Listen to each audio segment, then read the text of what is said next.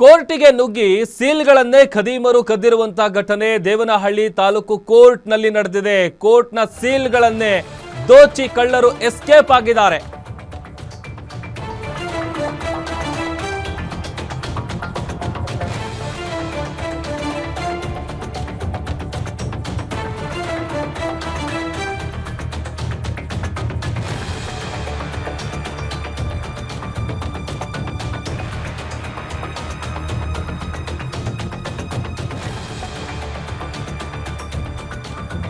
ಕೋರ್ಟ್ಗೆ ನುಗ್ಗಿ ಸೀಲ್ಗಳನ್ನೇ ಖದೀಮರು ಕದ್ದಿರುವಂತಹ ಘಟನೆ ದೇವನಹಳ್ಳಿಯ ತಾಲೂಕು ಕೋರ್ಟ್ನಲ್ಲಿ ನಡೆದಿದೆ.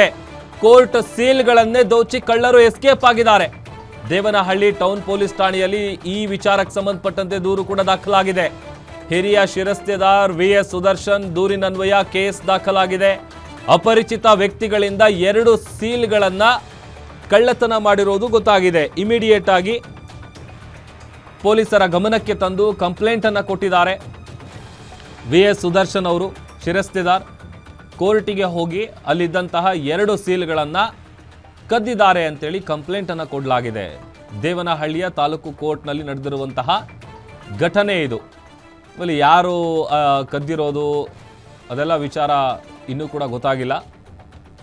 ಬಟ್ ಈ ವಿಚಾರಕ್ಕೆ ಸಂಬಂಧಪಟ್ಟಂತೆ ಅಪರಿಚಿತ ವ್ಯಕ್ತಿಗಳಿಂದ 2 ಸೀಲ್ಗಳು ಕಳ್ಳತನ ಆಗಿದೆ ಅಂತೇಳಿ ಕಂಪ್ಲೇಂಟ್ ಅನ್ನು ಕೊಡಲಾಗಿದೆ.